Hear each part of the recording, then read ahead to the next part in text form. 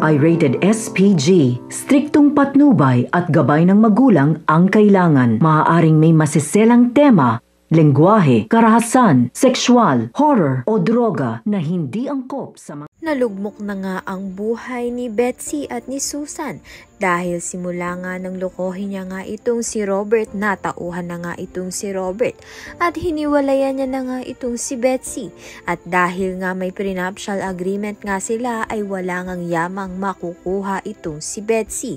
Samantalang itong ang si Gerald ay nakikiusap pa rin nga dito kay Gina, subalit wala na ngang kaamor-amor itong si Gina para nga dito kay Gerald.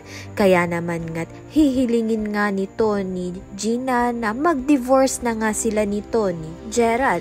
At dahil sa New York nga kinasal itong si Gina at si Gerald, madali nga silang makakapag-divorce. Dahil kung sakaling sa Pilipinas pa nga sila kinasal ay mahihirapan nga silang maghiwalay dahil wala ngang divorce dito sa Pilipinas.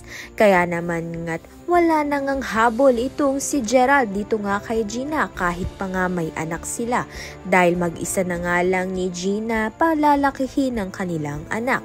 Kaya naman nga't yan at iba pa ang dapat nating pakaabangan. Maraming salamat sa iyong panonood.